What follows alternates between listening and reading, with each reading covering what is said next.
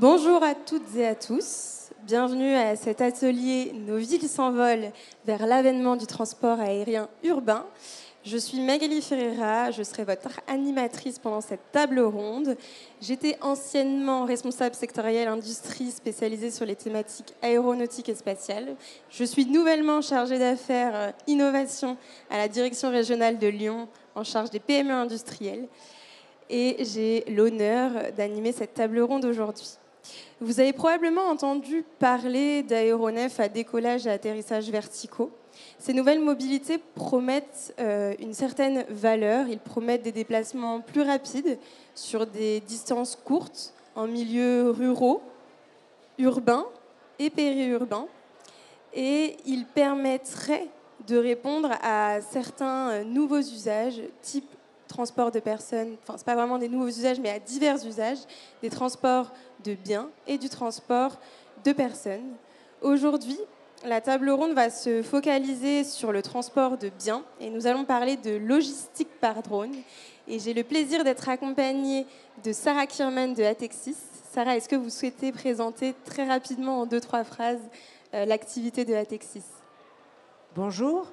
Alors Atexis, c'est une société qui a été créée en 2008 dans le sud de la France et on est constructeur de drones. Merci beaucoup. Juste à côté, nous avons Pierre Lebel de Delivrone. Pierre, est-ce que vous souhaitez nous dire quelques mots sur Delivrone ?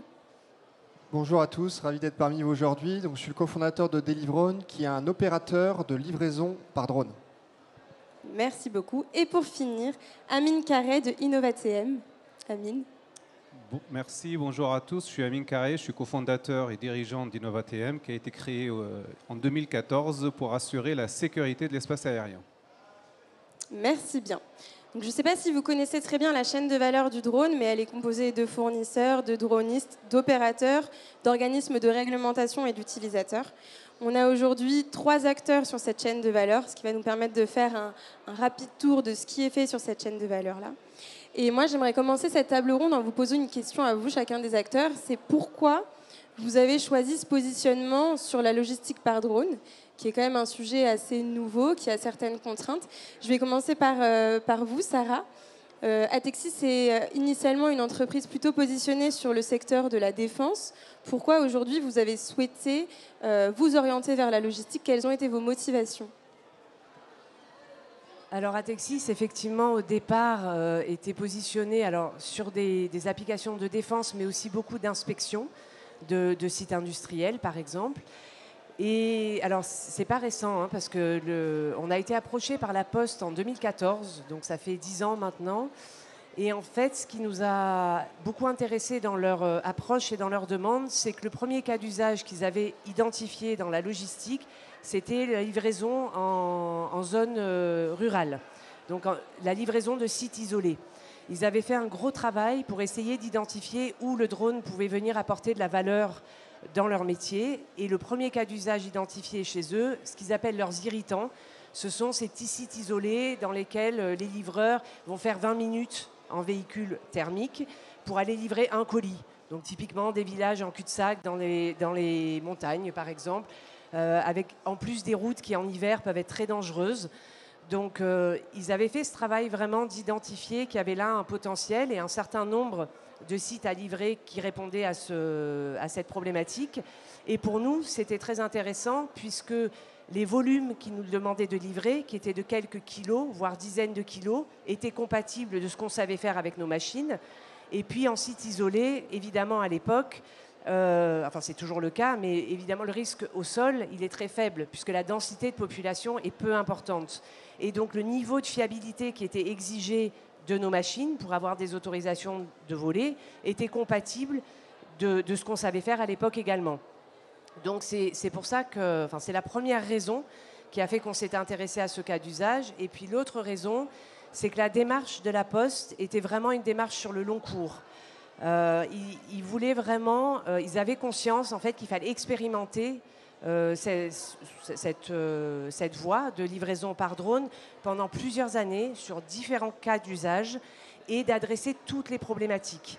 Alors évidemment, il y a le drone qui devait porter des colis d'un point A à un point B, qui à la limite n'est pas le plus compliqué à faire, mais ils avaient bien conscience aussi qu'il fallait regarder comment le livreur va charger les colis dans le drone, comment les colis vont arriver au point de livraison et être intégrés dans le système d'information de la Poste pour prévenir la personne qu'elle avait reçu son courrier. Donc il y avait une vraie problématique d'intégration métier. Et d'autre part, il y avait aussi des problèmes de modèle économique qui voulaient adresser, puisque la Poste, vous l'imaginez, parce que j'imagine que vous commandez régulièrement des colis, donc vous savez que vous n'allez pas payer 100 € pour recevoir un colis. Donc il y a un vrai concept, un modèle économique à inventer, parce que ce sont des marchés de volume et à faible coût. Donc il faut que les machines qu'on développe et les systèmes soient compatibles de ces marchés-là. Et puis il y a toutes les problématiques d'acceptabilité. Donc là, on s'y est confronté au fil des années. Et en fait, c'est cette démarche très globale, sur le long terme, qui nous a séduits et qui a conduit à ce partenariat que l'on a avec la Poste depuis 10 ans maintenant. Voilà. Merci beaucoup. Et pour revenir un petit peu au cas d'usage, donc là, on a parlé vraiment d'un cas d'usage de transport de colis plutôt dans les zones isolées. Est-ce qu'il y a d'autres types de cas d'usage dans lesquels la logistique par drone pourrait être utilisée ? Oui, alors évidemment, la Poste, c'est un acteur public et qui assure un service public. Et quand on a également été contacté pour faire de la livraison d'urgence, donc mobiliser ces moyens lors des catastrophes naturelles. Alors typiquement, on a un peu travaillé là-dessus avec Delivrone. Dans la vallée de Nice, dans l'arrière-pays de Nice, suite à la tempête Alex, les routes ont été coupées. Et il y a eu un vrai problème d'acheminement des échantillons biologiques ou des médicaments pour relier tous les établissements de santé de l'arrière-pays avec les labos d'analyse qui, eux, étaient situés à Nice et qui se faisaient par hélicoptère. Donc la problématique de est-ce qu'on peut rendre ce service-là par drone a été une vraie question qu'on a souhaité adresser et qui correspondait aussi à l'ADN de la Poste, parce que finalement, ils font aussi du transport médical. Et puis surtout, c'est un acteur qui assure un service public. Donc imaginez qu'on pouvait mobiliser ces moyens-là lors de ces catastrophes-là. C'était évidemment un sujet auquel on s'est intéressé de très près. Merci beaucoup.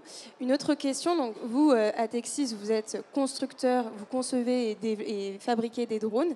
La Poste est un logisticien.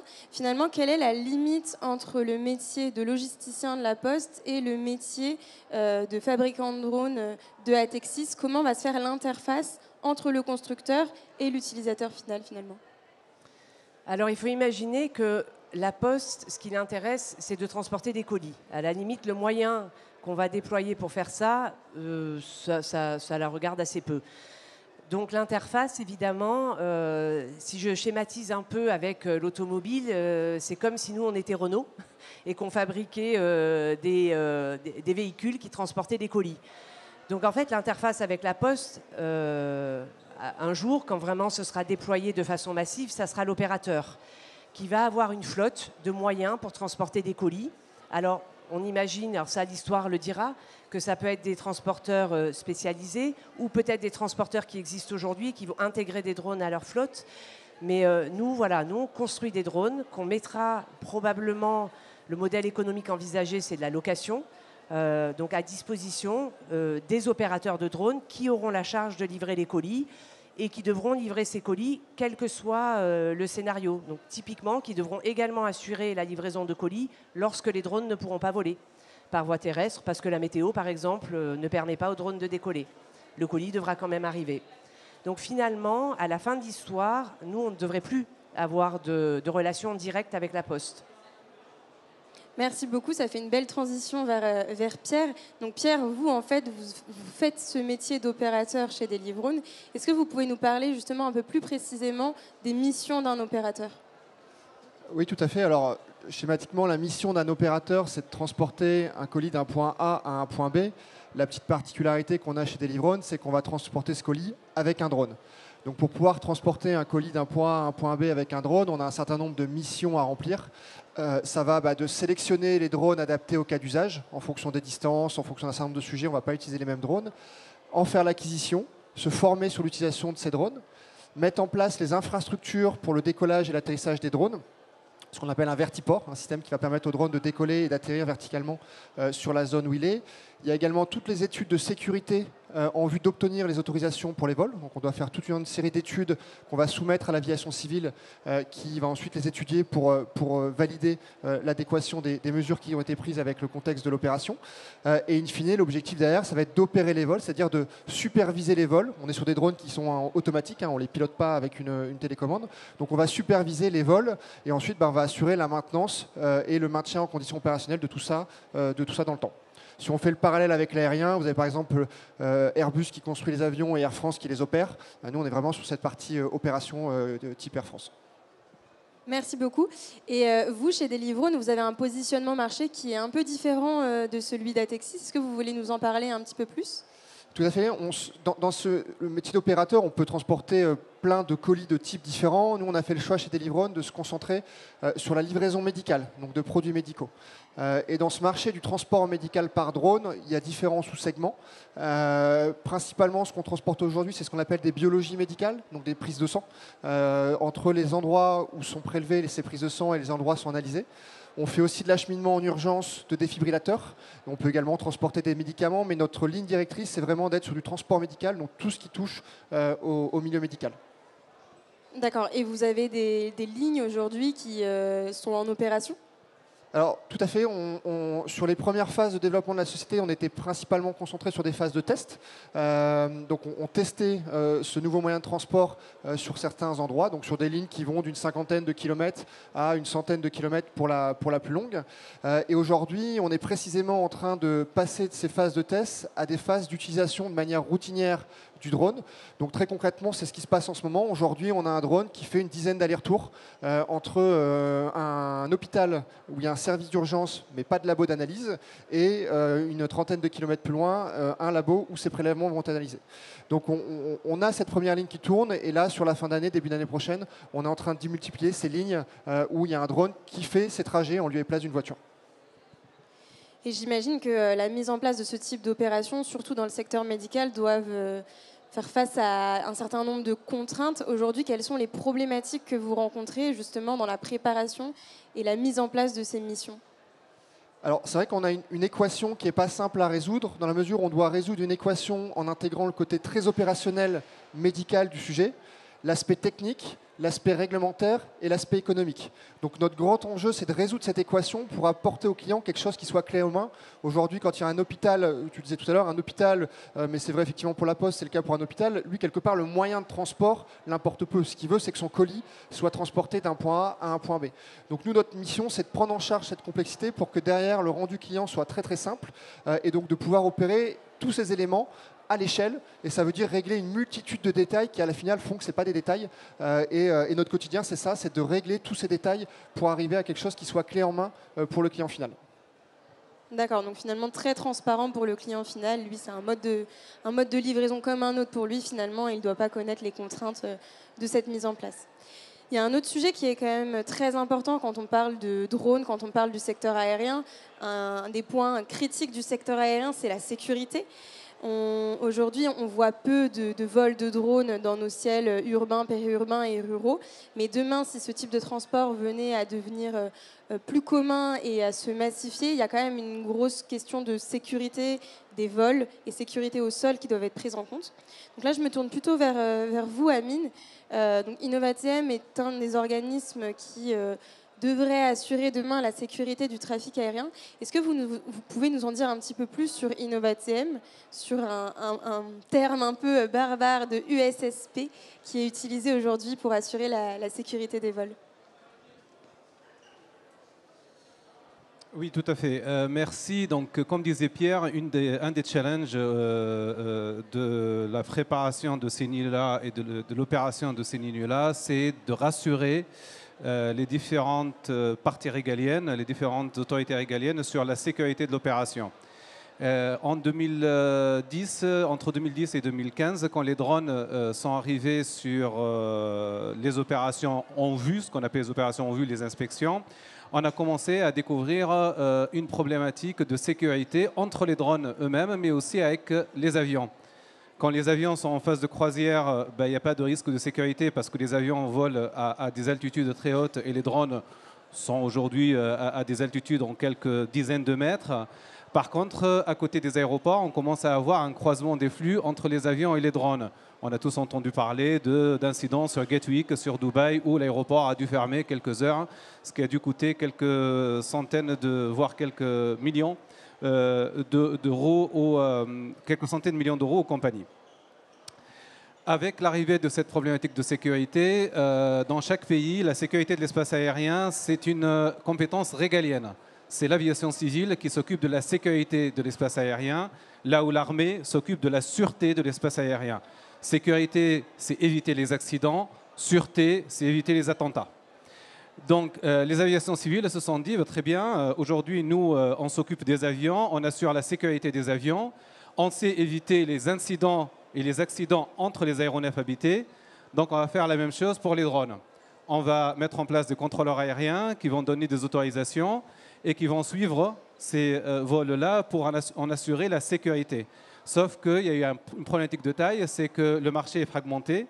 L'aviation civile sait traiter une dizaine de compagnies clientes, mais ne sait pas traiter des dizaines de milliers d'opérateurs de drones usagers de l'espace aérien. Et donc très vite, les États-Unis comme l'Europe sont arrivés au constat qu'il faudra privatiser cette compétence qui est la compétence de la gestion de la sécurité de l'espace aérien pour les drones. La gestion de la sécurité de l'espace aérien pour les avions s'appelle ANSP, Air Navigation Service Provider. La sécurité pour les drones s'appelle USSP, UAS Service Provider. Et à ce titre-là est né donc le métier du USSP, U-Space Service Provider, qui est là pour mettre en place des U-Space, des couloirs aériens, des autoroutes du drone, et en assurer la sécurité. Là, aujourd'hui, Pierre, pour avoir une autorisation de vol, ça peut prendre des mois. Avec l'arrivée de ces U-Space-là, c'est censé prendre quelques minutes pour pouvoir voler et pour pouvoir opérer, surtout pour les vols d'urgence.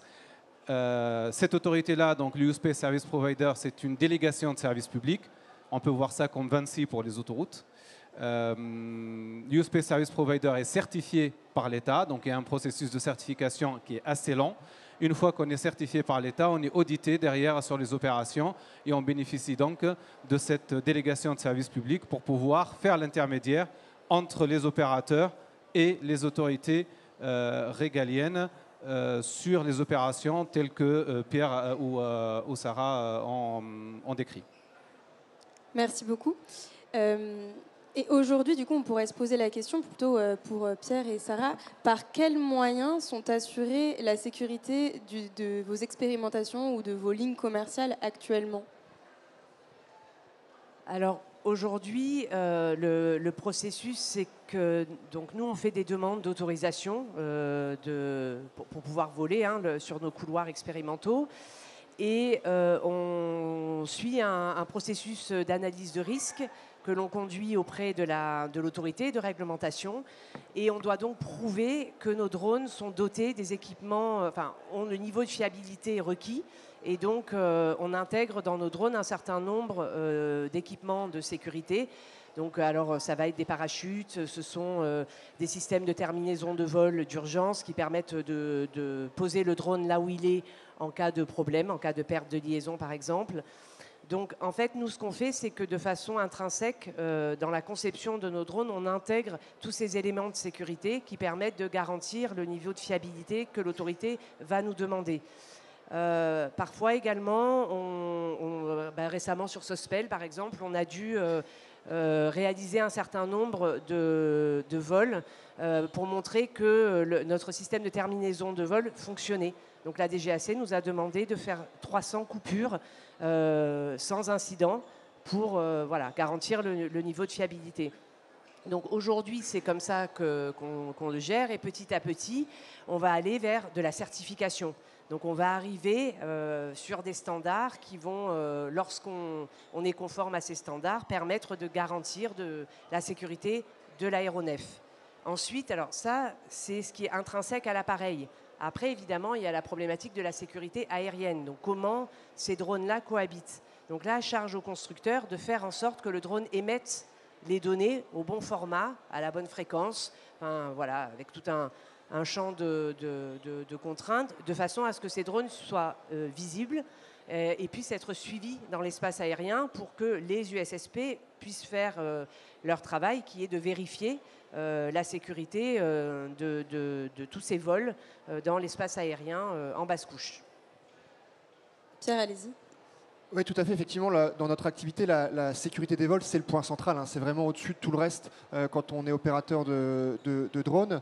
Et quand on ouvre une nouvelle ligne, on doit construire un dossier de demande d'autorisation qui va intégrer les éléments liés au drone, donc évoqué Sarah, qui va évoquer des éléments liés à la sécurisation de l'espace aérien, à la façon dont on va opérer en fonction de la zone. Typiquement, si on se pose sur un hôpital où il y a une hélice-station, ce n'est pas la même chose que si on vient livrer dans d'autres endroits. Et donc, on construit un dossier complet qui est soumis à la direction de la sécurité de l'aviation civile, la DSAC, qui va analyser ce dossier et qui, en dernier recours, donne les autorisations de vol. Donc on n'est pas dans quelque chose qui est improvisé, on est dans une démarche qui est très structurée, avec des analyses de risque qui sont basées sur ce qui se fait dans l'aviation. Au final, on se base beaucoup sur les standards de l'aviation habitée pour construire ce dossier et avoir les autorisations pour voler une fois qu'on a rempli toutes les conditions et qu'on peut assurer le vol de manière sécurisée. D'accord, donc finalement, en tant que droniste et coopérateur, vous le voyez plutôt comme un bon œil l'arrivée des USSP et des U-Space. Ça vous permettrait d'accélérer toutes ces contraintes liées à la certification, à la réglementation de vos opérations ? Alors effectivement, pour la partie gestion aérienne, le U-Space il va permettre d'intégrer de façon harmonieuse les drones dans l'espace aérien.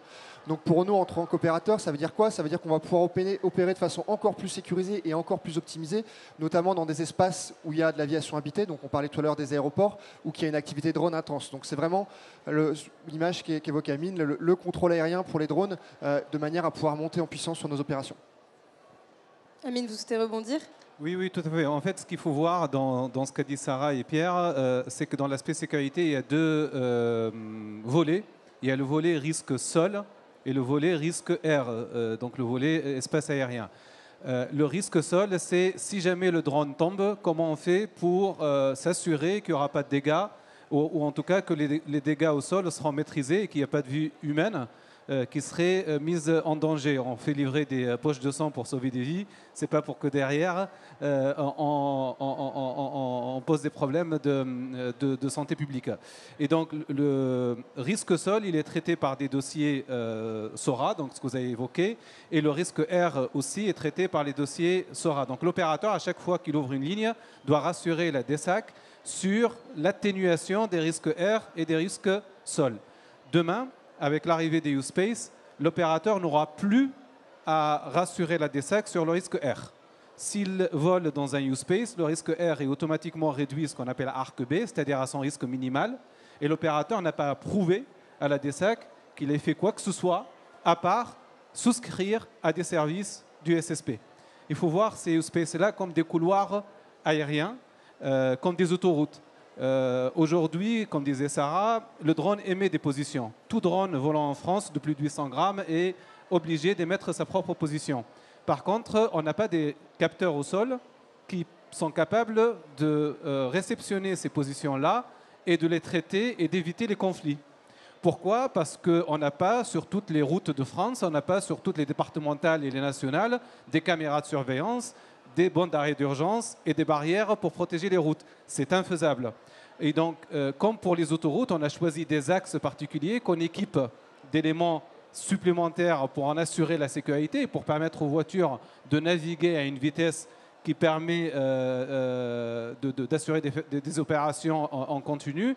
Pareil pour l'espace aérien, on va choisir des espaces, des portions d'espace aérien qu'on va équiper de barrières fictives, évidemment, de caméras de surveillance fictives, évidemment, et d'intelligence artificielle pour pouvoir assurer la sécurité. Donc on va sélectionner avec les opérateurs, avec les constructeurs, les cas d'usage qui nous permettent de dire, pour ces cas d'usage-là, au lieu que ce soit chaque opérateur qui doit justifier la réduction et l'atténuation des risques air, l'USSP crée l'U-Space, met les barrières, les caméras, fait ce qu'il faut. L'opérateur n'a qu'à dire « moi je navigue dans un U-Space », donc le risque air est automatiquement réduit. Merci beaucoup. Une question qui me vient pour rebondir à tout ça, c'est qu'en introduction, j'ai parlé donc de cas d'usage en milieu ruraux, en milieu périurbain et en milieu urbain. c'est quand même des risques associés à ces zones qui sont nettement différents. On sait qu'en milieu rural, la densité de population est quand même très inférieure à ce qu'on peut avoir dans une grande métropole type Paris. Au final, comment vous allez, vous, en tant que USSP demain, définir les zones prioritaires sur lesquelles mettre en place ce type de use space? Alors les use space, donc la réglementation est rentrée en vigueur en janvier 2023 dans toute l'Europe, notamment en France. Il y a des pays comme la Suisse, comme la Norvège, comme l'Espagne, qui ont décidé de décréter des créations d'use space. C'est-à-dire la Suisse, par exemple, a dit au-dessus de Zurich, de la métropole de Zurich, je vais créer un use space et je vais demander au USSP d'en assurer la sécurité. En France, le parti pris de la direction du transport aérien, donc de la DTA, qui est donc une branche de la DGAC en charge de la création du use space, c'est de créer des use space sur la base de cas d'usage. On ne décrète pas en France la création de use space, mais on attend l'émergence de cas d'usage.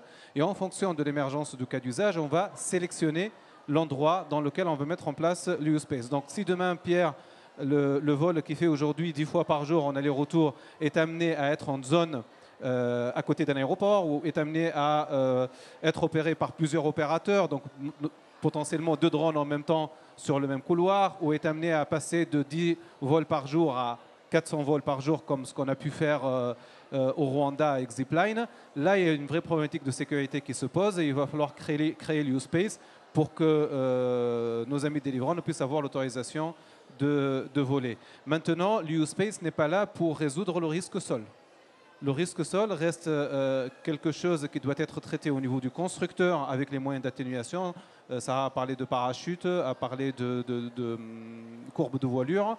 Et l'use space, il est là simplement pour prévoir des zones d'atterrissage d'urgence en cas de problématique pour réduire ce risque au sol, mais en aucun cas on va mettre des barrières au sol pour empêcher les gens de rentrer sur l'espace au sol en dessous des use space. Très bien. Je me permets de rebondir aussi parce que vous avez évoqué donc, la réglementation un petit peu de l'écosystème européen.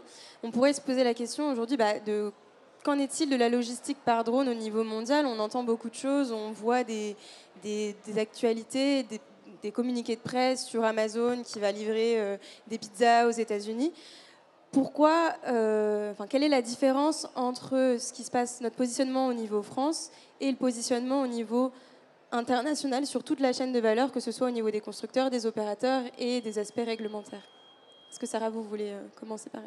Alors, je peux peut-être apporter un premier élément de réponse parce qu'effectivement, on s'intéresse, nous, à la logistique par drone depuis longtemps. Donc, évidemment, on est témoin de toutes ces initiatives ou en tout cas de toutes ces communications sur ces initiatives. Alors, notre sentiment, c'est quand même que dans bien des cas, il s'agit beaucoup de communication. Donc, ce sont des expérimentations qui ont été conduites dans ces pays. Alors, c'est du one-shot, c'est-à-dire qu'ils ont mis en place tout un tas de choses pour pouvoir conduire ces expérimentations et montrer que c'était faisable d'un point de vue technique. Mais en aucun cas, ce sont des systèmes qui sont déployés avec des réalités économiques derrière. Imaginez effectivement, alors, on entend la livraison de petits déjeuners en Irlande ou des pizzas dans le jardin, je ne sais plus dans quel pays. Ça, aujourd'hui, ça n'a pas de réalité à la fois économique ni même réglementaire. Aujourd'hui, je pense qu'en France, on est très en avance. Alors, c'est la construction du cadre réglementaire qui a aussi permis d'avoir cette avance-là dans notre pays par le fait qu'on a conduit des expérimentations. Et toi, tu en parlais également, vraiment sur le long cours. Aujourd'hui, avec la Poste, on a plusieurs lignes qui sont en activité. Depuis 2016, on a des drones qui ont volé, qui ont livré des colis des centaines de fois. Alors aujourd'hui, économiquement parlant, c'est pas encore viable. On y reviendra peut-être sur cette question un petit peu plus tard. En revanche, c'est une vraie réalité d'un point de vue métier. La Poste nous a délégué le fait de transporter ces colis. D'ailleurs, on doit assurer le transport par voie terrestre quand on ne peut pas le faire par drone. Donc, nous a transféré la responsabilité de ce transport de colis et on l'a fait des dizaines de fois. Aujourd'hui, par exemple, on a un chiffre clé qu'on aime bien dire, c'est que nos drones ont fait une fois le tour de la Terre. Donc, c'est le nombre de kilomètres qu'on a parcouru en livrant des colis depuis 2014. Et ça, c'est une réalité qui n'est pas le cas dans d'autres pays.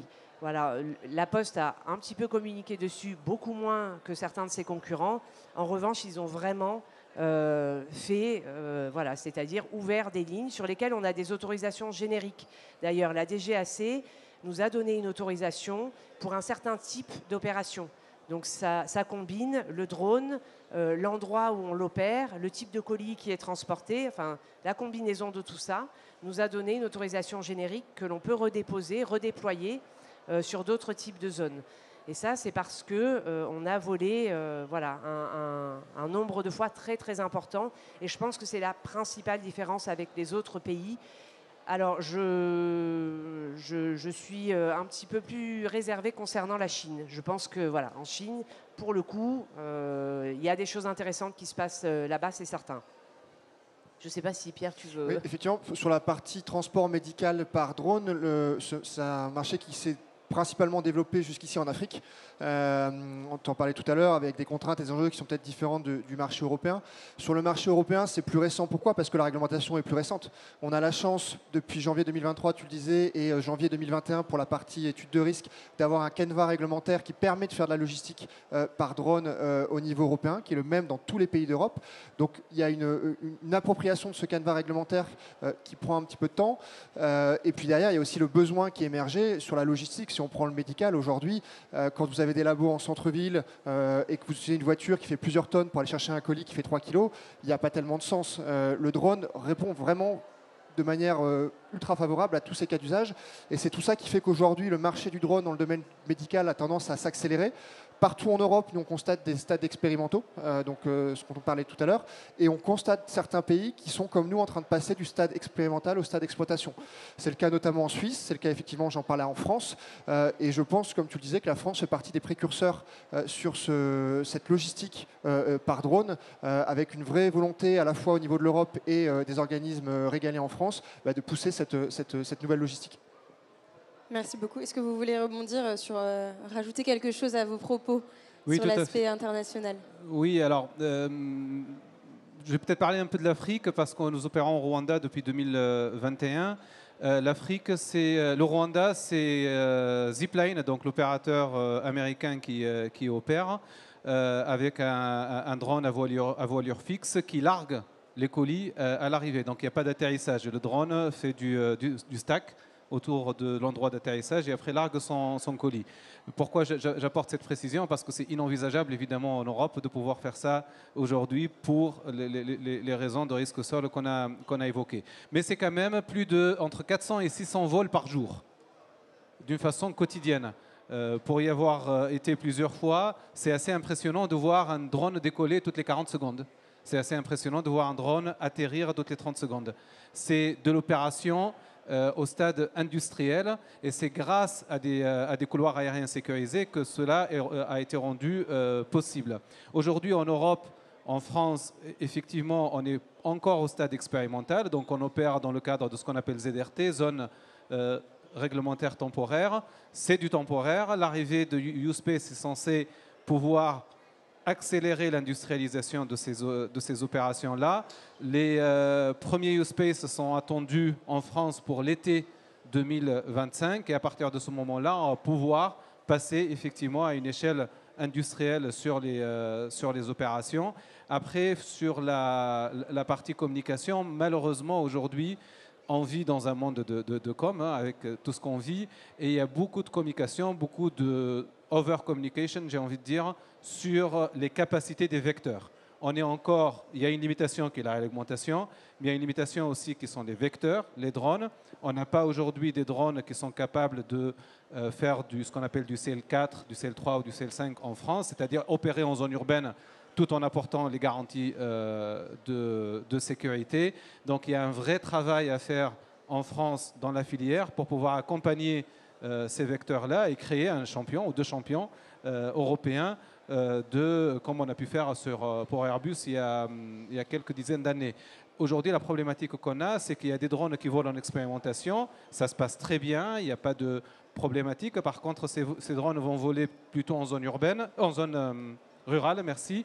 Il est impossible aujourd'hui de faire transporter un drone, un colis avec une opération récurrente sur le ciel toulousain, par exemple, au jour d'aujourd'hui. On n'a pas de vecteur qui permet de rassurer sur le risque au sol et on n'a pas de U-Space qui permet de rassurer sur le risque air. Donc il y a la partie réglementation qui va arriver, mais il faudra aussi, je pense, j'ai lu une communication du président de la République qui disait qu'il va mettre l'accent sur le financement de la filière et les constructeurs drones, plutôt pour la partie militaire. J'espère que la partie civile pourra en tirer bénéfice pour pouvoir déverrouiller cette problématique-là. C'est tout bête. Sans vecteur qui peut rassurer tout le monde sur la sécurité au sol, on ne pourra pas opérer en zone urbaine d'une façon industrielle. Je ne sais pas si Pierre... Oui, c'est ça, c'est effectivement aujourd'hui il y a une montée en puissance et une montée de tout le secteur. Donc on privilégie pour l'instant principalement des zones rurales ou des sites qui sont en bordure de ville, qui nous permettent de relier. Donc aujourd'hui c'est ces contextes d'opération-là. Les choses s'accélèrent relativement vite et on a besoin d'avoir des drones notamment avec des niveaux de certification plus élevés pour aller chercher des zones plus densément peuplées. Bon, la bonne nouvelle c'est que quand on regarde ce qu'on faisait il y a encore quelques années et ce qu'on fait aujourd'hui, ça c'est quand même beaucoup amélioré et les choses s'accélèrent significativement et la tendance est là en fait. Donc on a bon espoir qu'on puisse avoir des drones qui puissent aller opérer sur des zones urbaines dans les prochaines années. Et si je peux me permettre aussi d'ajouter le fait que le cadre réglementaire doit aussi se construire pour pouvoir certifier des drones avec ces niveaux-là de safety. Donc aujourd'hui, l'autorité ne sait pas, n'a pas le cadre, n'a pas les processus de certification. Donc c'est des choses qui se co-construisent également. Et enfin, il va falloir aussi qu'on arrive à combiner ça avec un modèle économique. Parce que si le niveau de fiabilité exigé fait qu'on rejoint de l'aviation habitée et que le niveau de sécurité exigé devient proche de celui-là, on va rajouter du poids, on va rajouter du coût à nos appareils et à la fin, il ne faudrait pas qu'on se retrouve avec un hélicoptère juste dont on a enlevé le pilote. Parce que sinon, évidemment, le modèle économique ne sera pas au rendez-vous. Voilà. Donc c'est la combinaison de tout ça, la construction du cadre réglementaire et de la façon qu'on va avoir de certifier ces appareils demain, le modèle économique qu'il faut tenir et bon, évidemment les constructeurs qui doivent être au rendez-vous. Et justement, est-ce que vous voulez nous en dire un petit peu plus sur ce fameux modèle économique? Quel modèle économique faut-il construire aujourd'hui pour avoir une viabilité des opérations? Pour chacun de vous d'ailleurs, chacun des acteurs, j'imagine qu'il y a un modèle économique à créer. Il ne faut pas que ces vols restent occasionnels. Il faut que ces vols durent, soient plus fréquents. Donc est-ce que vous voulez nous en dire un peu plus sur les modèles que vous souhaitez mettre en place pour avoir ce type de mobilité de façon viable? Alors, nous, sur la partie médicale, le business model, il est relativement simple. Nous, notre concurrence, c'est la voiture. Donc aujourd'hui, pour qu'on puisse avoir un modèle, il faut qu'on soit sur des niveaux de prix qui soient comparables à ce qu'il y a sur du trafic, enfin sur de la logistique routière. Donc ce ne sera pas vrai dans tous les contextes. Il y a des contextes qui s'y prêtent, d'autres qui ne s'y prêtent pas. Et pour pouvoir faire ça, la solution, c'est de pouvoir opérer à l'échelle. Et pour pouvoir opérer à l'échelle, on en a parlé sur les différents sujets, on a besoin à la fois d'avoir des drones avec des niveaux de certification qui soient plus élevés que ce qu'on a aujourd'hui. On a parlé des U-Space et une prise de maturité du canevas réglementaire. On doit pouvoir opérer sur des terrains d'opération beaucoup plus larges que ce qu'on fait actuellement, beaucoup plus rapidement. Donc on a vraiment cette mise à l'échelle avec des axes qui sont clairement identifiés pour pouvoir opérer à l'échelle. Et puis derrière, la mutualisation, elle vient aussi du côté du télépilotage, c'est-à-dire ce qu'on évoquait, on ne télépilote pas un drone, on le supervise. Et demain, on sait qu'on va pouvoir avoir une personne qui supervise plusieurs drones. Et c'est tous ces facteurs-là qui vont permettre le passage à l'échelle et du coup se rapprocher progressivement du covoiture. D'accord. Sarah, oui. Oui, effectivement, ce que tu dis, c'est important. C'est que tant qu'on a un télépilote qui doit superviser chaque drone, le modèle économique, en tout cas dans la logistique, ne tient pas. Comme je rappelais au début, en tout cas sur ce secteur-là, on est sur des marchés de volume et de très bas coûts. Donc ça passera forcément par avoir des cockpits de supervision avec un opérateur qui supervisera un certain nombre de lignes et de drones. Sinon, le modèle économique ne sera pas au rendez-vous. Et alors nous, côté constructeur, aujourd'hui, clairement, on a fait également le choix de se diversifier, de ne pas être sur un segment unique, celui de la logistique, mais d'essayer de trouver d'autres débouchés. Alors malheureusement, le contexte actuel fait que les débouchés dans le domaine de la défense sont porteurs aujourd'hui, mais c'est ce qui nous permet aussi de survivre d'un point de vue économique. Donc d'avoir des drones qui sont aussi capables d'adresser ces marchés-là. Sauf que le côté sécuritaire dans le marché défense, ce n'est pas le même que dans le marché civil. Donc c'est là où on a besoin, comme je disais, d'entreprises comme vous, comme Delair, comme, pour citer quelques exemples, qui ont peint effectivement leur drone en gris pour pouvoir adresser un marché, ce qui est tout à fait normal. Mais on a aussi besoin que l'État puisse appuyer la filière pour pouvoir développer ce marché, parce que à défaut de le faire, comme on a vu DJI arriver sur le marché il y a quelques années, et puis aujourd'hui on constate effectivement qu'on est en retard, on verra Zipline arriver sur le marché français et européen, on verra les Américains arriver avec des vecteurs qui sont les leurs et imposer leur façon de faire. C'est aujourd'hui que ça se joue. C'est aujourd'hui qu'on a besoin d'aller structurer la filière pour pouvoir créer de la valeur ensemble et porter ces opérations à l'échelle industrielle, parce que le business model de la Poste ne tournera pas avec uniquement 5 opérations par jour. Pour le médical, c'est quand même de la livraison VIP, j'ai envie de dire. Donc le modèle économique, c'est pas 3 euros par colis, ça peut aller un peu plus loin, mais on reste en concurrence de la voiture.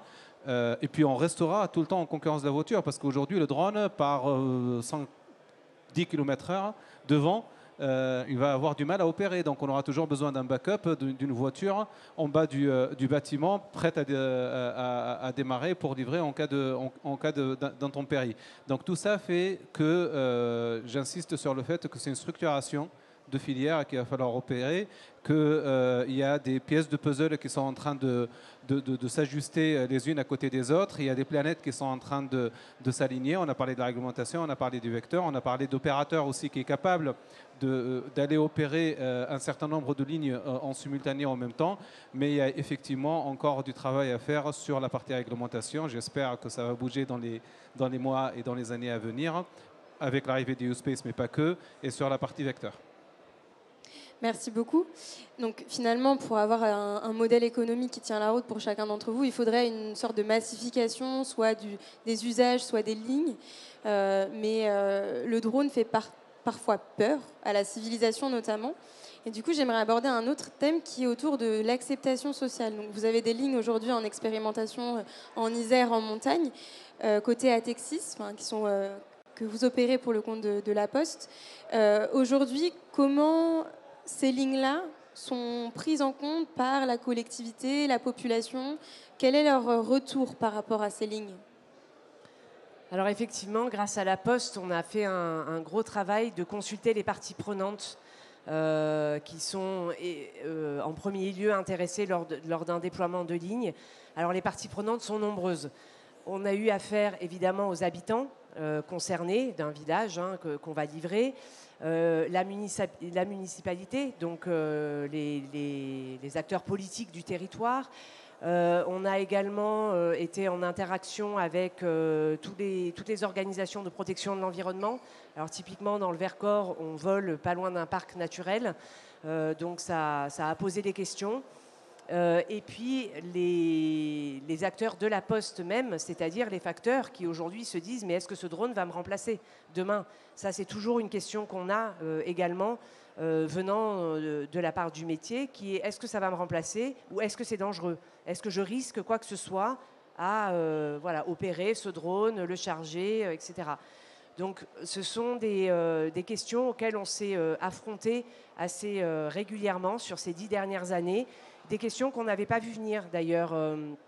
Par exemple, pour la Poste, dans le village qu'on livre près de Grenoble, on a un terminal de livraison qui est un espèce de gros entonnoir qui réceptionne les colis, puisque, comme le disait Amine, en fait, on largue les colis dans ces entonnoirs.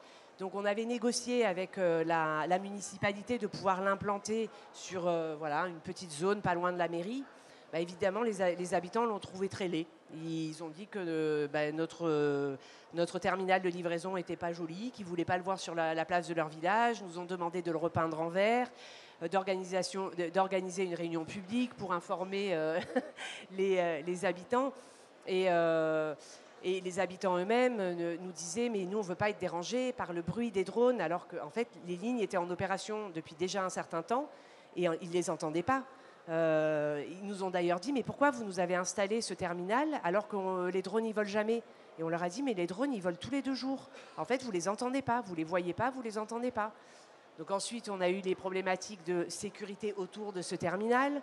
Donc voilà, on a mis des éléments sonores pour prévenir de l'arrivée d'un drone, pour qu'il n'y ait pas de risque au moment où on largue le colis, que quelqu'un soit à proximité. Enfin voilà, on a eu énormément de questions.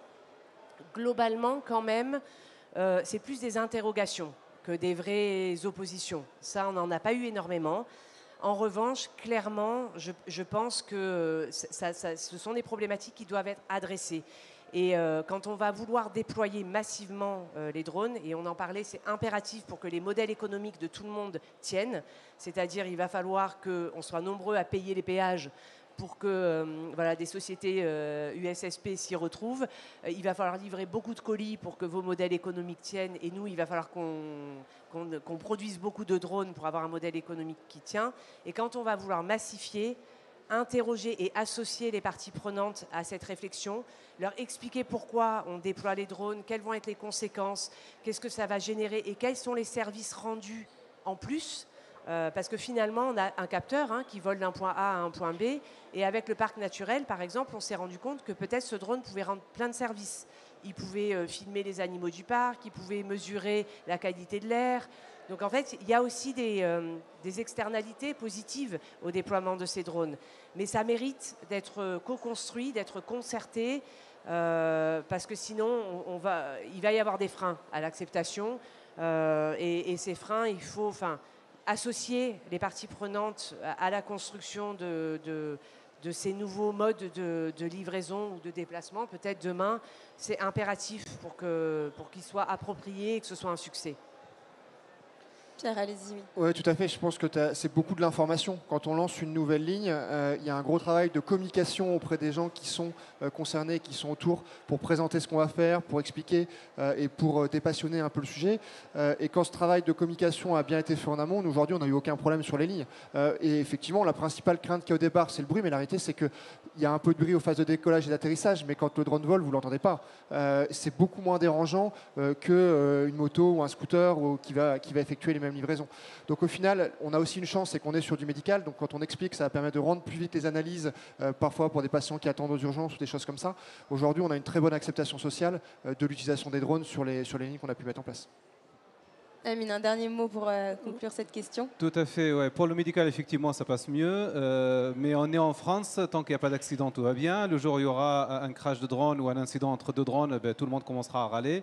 Donc c'est pour ça que c'est important de pouvoir accompagner tout cela d'une façon la plus sécurisée possible pour pouvoir maintenir cette acceptation sociale qui est aujourd'hui effectivement un fait. La nuisance sonore, c'est pas réellement un objectif, c'est pas réellement un enjeu en phase de croisière. Et la vie privée, aujourd'hui, avec des opérateurs sérieux, on arrive à donner des garanties de ce côté-là, mais il va falloir être très vigilant sur l'aspect sécuritaire, en effet. Ouais. Merci beaucoup. Donc finalement, on peut conclure des différentes discussions qu'on a eues que le déploiement de ces nouvelles mobilités, que ce soit en milieu peut-être rural dans un premier temps, parce que moins risqué, puis éventuellement périurbain, voire urbain, va nécessiter en fait l'implication de tous les acteurs sur la chaîne de valeur, que ça aille du constructeur jusqu'à finalement l'utilisateur final. C'est peut-être lui qui va aussi devoir faire cette éducation du public pour maximiser l'acceptation sociale, et que finalement vous devez tous collaborer les uns avec les autres pour que ces nouvelles mobilités voient le jour là. Sur l'aspect réglementaire, ce que j'arrive à en déduire, c'est qu'aujourd'hui, on avance quand même à un rythme assez soutenu. Vous avez expliqué qu'un premier U-Space, c'est ça, pouvait voir le jour à l'horizon 2025, donc ce qui est quand même assez récent. Malgré tout, que ce soit au niveau de la sécurité en vol ou la sécurité au sol, la réglementation en France et en Europe reste quand même un point critique. Il y a des définitions à aboutir, il y a des choses encore à finaliser pour permettre d'avoir des drones qui soient à un niveau de sécurité suffisamment important pour assurer la sécurité du vol. Sur l'aspect positionnement, en France, on est plutôt bien positionné, que ce soit en termes de vecteurs aériens, d'opération ou de réglementation finalement. À l'international, on va peut-être plus vite que nous parce qu'il y a moins de contraintes réglementaires. Effectivement, la France, l'Europe se veut très stricte, ne veut pas lésiner sur la sécurité, mais forcément, ça peut freiner un petit peu l'émergence de ces solutions-là. Et finalement, pour avoir un modèle économique qui va tenir la route une fois que toutes ces autres contraintes-là seront résolues, il faudra quand même une massification de ces usages-là, de ces lignes, pour avoir un modèle économique viable. Merci beaucoup. Il nous reste une dizaine de minutes. Est-ce qu'on ne prendrait pas ces minutes restantes pour avoir quelques questions, soit dans le public, si vous en avez, n'hésitez pas à lever la main. On va pouvoir vous faire passer le micro. Et on peut également prendre des questions qui sont sur le chat.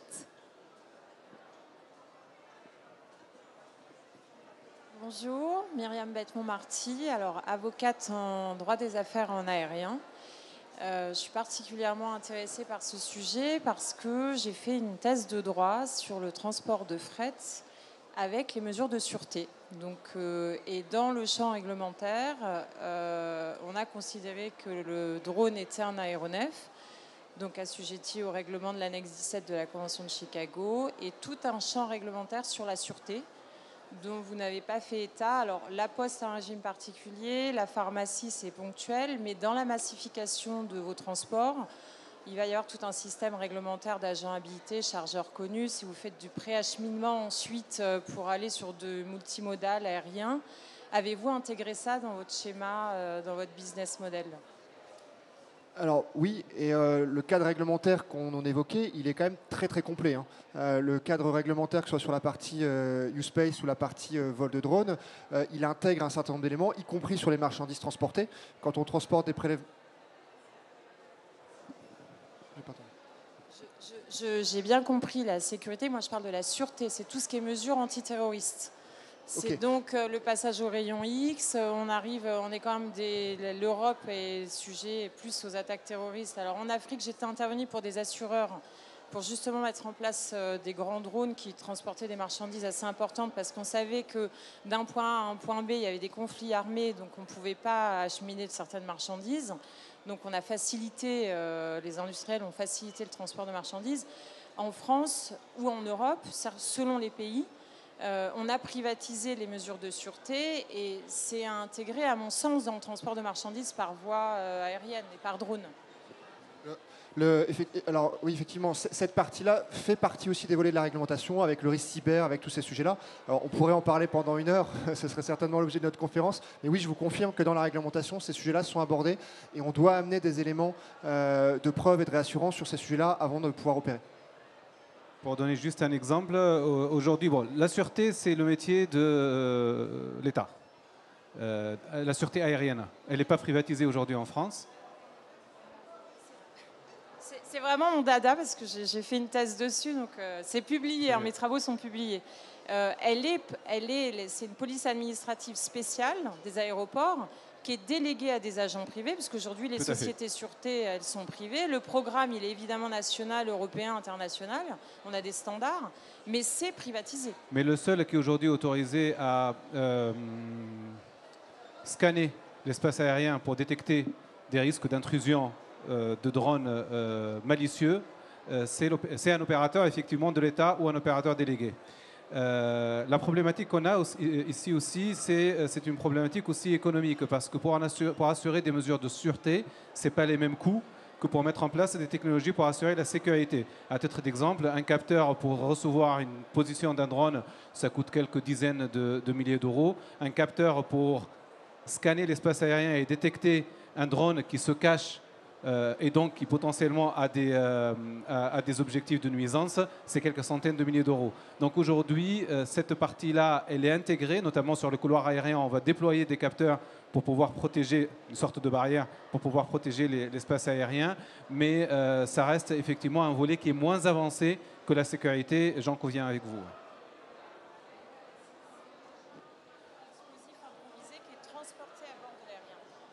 En fait, moi, ce que j'évoque, c'est tout ce qui va sur un avion. Il y a un filtre de l'engin explosif improvisé. Donc le drone, quand on parle d'un hôpital, c'est une forme de sensibilité à intégrer parce qu'on peut charger un engin explosif à travers un drone. Alors après, il y a un autre aspect également qui est Nous, les constructeurs, on intègre aussi des briques pour éviter la prise en main à distance de la machine, le brouillage, etc. Donc il y a des briques technologiques qu'on est en train d'intégrer aujourd'hui à nos machines. Et ensuite, effectivement, il va y avoir toute la problématique réglementaire qui est liée au métier. Donc là, en l'occurrence, on parle de transport de marchandises. Donc il va falloir qu'on se conforme aux mêmes exigences que si on transportait des marchandises par avion. Donc on ait un moyen de les contrôler avant qu'elles soient chargées à bord du drone. Et effectivement, alors, de la réglementation métier, il y en a plein. Donc il y a celle-là également, enfin, quand on parle de transport de marchandises, vous savez qu'il y a de la réglementation aussi très particulière pour le transport d'échantillons biologiques. Il faut respecter tout un certain nombre de normes et de choses pour pouvoir transporter du sang ou des organes. Nos drones aussi sont soumis à un certain nombre de réglementations quand on vole sur des sites industriels, par exemple, puisqu'on doit pouvoir évoluer dans des environnements explosifs. Donc en fait, effectivement, il faut que dans les modèles économiques et intrinsèquement dans nos machines ou dans nos process, on intègre ces réglementations-là, qui sont les couches métiers, en fait, supplémentaires, qui viennent se superposer à la réglementation aérienne, déjà, qui est celle à laquelle on est soumise pour pouvoir voler. Oui, une question. D'abord, merci beaucoup pour cette table ronde très équilibrée et très intéressante, même pour quelqu'un qui connaît bien le sujet. Donc, bravo à tous. Une petite question au niveau du transport d'échantillons sanguins.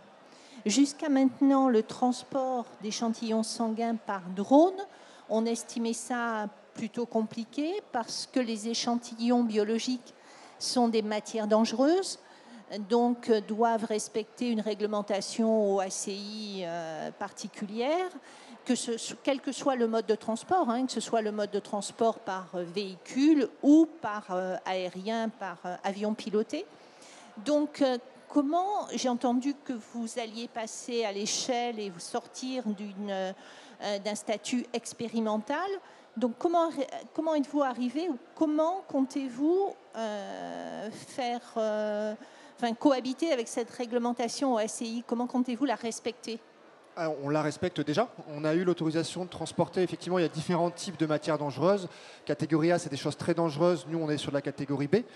Donc, il y a une réglementation associée au transport de matières biologiques de catégorie B qu'on a eu. Donc, il y a toute une série de normes et une série de process à mettre en place qu'on a mis en place début 2024. Et on a eu l'autorisation mi-2024, du coup, de transporter des matières biologiques de catégorie B, donc ce qui correspond à des prises de sang par drone. Donc, il y a toute une série, effectivement, de normes et de process à respecter, qu'on respecte aujourd'hui. Donc il y a à la fois cette partie-là, mais il y a aussi à prouver la non-dégradation des prélèvements. C'est-à-dire qu'il y a aussi un volet médical qu'on a mené en coopération avec des CHU pour prouver que transporter du sang par drone ne dégradait pas la qualité des prélèvements. Et c'est quelque chose qu'on a depuis mi-2024. Et je pense que sans me tromper, vous êtes soumis effectivement aux mêmes règles que si le sang était transporté dans la soute d'un avion. C'est assez comparable, oui. Voilà, ouais, c'est ça. assez comparable. Donc effectivement, là, il y a un gros travail sur les contenants, etc. C'est pour ça que nous, on a choisi de livrer des chaussures par drone. C'était plus facile. Bonjour et merci pour cette table ronde. Vous avez évoqué la communication et l'accompagnement sur le risque d'éviction que peuvent ressentir les facteurs. Quid du risque d'éviction que peuvent ressentir des concurrents comme les répartiteurs pharmaceutiques ou les transporteurs spécialisés de sang par voie terrestre aujourd'hui ?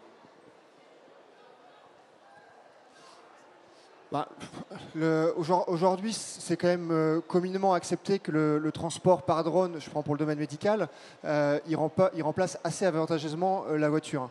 Aujourd'hui, transporter un colis de 3 kg avec une voiture qui fait 1,5 tonne, même si elle est électrique, nous on a fait des calculs d'impact carbone on diminue l'impact carbone de la ligne de plus de 95%. Donc c'est quand même le sens de l'histoire. Donc pour moi, la question, elle est plutôt toujours quand il y a des mutations économiques comme ça, comment on accompagne ces mutations. Le sujet, il est là. Mais aujourd'hui, alors je suis un peu jugé parti, mais je pense que c'est une réalité, ça va être une réalité. Et donc il y a plutôt un sujet d'accompagnement de ces sujets-là. Mais pour l'instant, le point est plutôt bien vécu aussi parce que c'est des métiers qui sont compliqués, qu'eux-mêmes ont des difficultés à trouver des personnes pour effectuer ces éléments-là. Donc on est plutôt dans l'accompagnement sans problématique majeure à ce stade, peut-être aussi parce qu'on est au départ. Alors j'aurais dû poser ma question différemment. Est-ce que les acteurs classiques sont plutôt dans une logique avec vous de concurrence frontale, de rachat, de vous tuer, de quoi ? C'est le début. Hein. Aujourd'hui, je pense que je ne sais pas s'il faudrait leur poser la question, je ne sais rien. Mais pour l'instant, nous, on ne sent pas d'hostilité de leur part. Et comme il ne faut pas oublier aussi qu'on a des phases d'indisponibilité, donc on est plutôt sur un moyen qui vient s'ajouter aux moyens existants, enfin qui vient compléter avec les moyens existants. Donc pour l'instant, on travaille en bonne intelligence avec eux. Quand le drone ne vole pas, on fait appel à des logisticiens que vous évoquiez, et ça se passe très bien avec eux. Et je peux peut-être rajouter aussi un des cas d'usage qu'on a adressé avec la Poste, c'est la livraison sur des îles. Et alors notamment sur certaines îles qui sont aujourd'hui livrées en urgence par hélicoptère. Et on s'est rapproché donc des transporteurs aériens qui sont chargés de ces acheminements. Et aujourd'hui, la logique de collaboration, c'est plutôt qu'ils intègrent à leur flotte d'hélicoptères des drones qui sont capables d'affréter quand il s'agit juste de livrer un colis. Donc c'est plutôt la voie qui se dessine, c'est plutôt que les opérateurs avec des moyens classiques actuels intègrent des drones dans leur flotte de moyens. Alors là, on parle d'opérateurs qui ont l'habitude d'avoir une gestion de moyens aériens, ce qui est moins le cas pour les opérateurs qui ont des flottes de véhicules terrestres. Bonjour, merci pour la table ronde très intéressante. Moi, je pose la question, est-ce qu'il y a des études économiques faites pour prouver la viabilité de ce modèle? C'est ma première question. La deuxième question, est-ce que vous pensez que les autorités font assez pour certifier assez du SSP, pour donner les informations, pour nommer un CISP, par exemple? Est-ce qu'aujourd'hui, on fait assez, l'État fait assez pour promouvoir ces activités? L'État, on ne fait jamais assez. Et on lui demande toujours plus. Le modèle économique aujourd'hui, c'est un modèle économique qui va tourner, on en a parlé, je pense, quand on sera à l'échelle industrielle. Aujourd'hui, clairement, sur des expérimentations, on a besoin d'être accompagné là-dessus. Enfin, Pierre, tu peux peut-être... Oui, effectivement, oui, le business model. Par contre, on sait que quand on est capable de l'opérer à l'échelle, le modèle, il est là. Le modèle, il est là. Sinon, enfin, c'est des choses qu'on a fait bien en amont pour pouvoir le faire. Maintenant, le challenge, c'est de pouvoir opérer à l'échelle avec tout ce qu'on vient de dire là. Mais on sait que oui, il y a un modèle compétitif par rapport à la voiture quand on est capable d'opérer à l'échelle. Après, côté DGAC, parce qu'il s'agit de ça comme autorité, clairement, la DGAC aujourd'hui n'a pas été structurée pour pouvoir accompagner ce secteur-là dans les autorisations, n'est toujours pas assez structuré pour pouvoir certifier les USSP, ne se positionne pas comme CISP, n'est pas assez structuré pour pouvoir accompagner l'évolution réglementaire au niveau de la DESAC, mais il y a une réelle volonté de le faire. On en discute tous les jours avec eux. Il y a plein de groupes de travail qui se montent avec la DESAC. Aujourd'hui, en France, il y a une volonté d'aller sur cette réglementation-là. Il y a une volonté d'accompagner le secteur. Par contre, effectivement, il y a peut-être un souci de dimensionnement. La DGAC n'a pas les moyens pour pouvoir aller vite, tout comme il y a un souci de financement de la filière. On en a parlé tout à l'heure. Merci beaucoup. Merci à tous pour vos questions. On va devoir malheureusement s'arrêter là. Donc, merci pour vos interventions. Je pense que ça a été une bonne occasion de mettre en avant la filière drone. Et donc, bonne continuation à tous pour Big 10.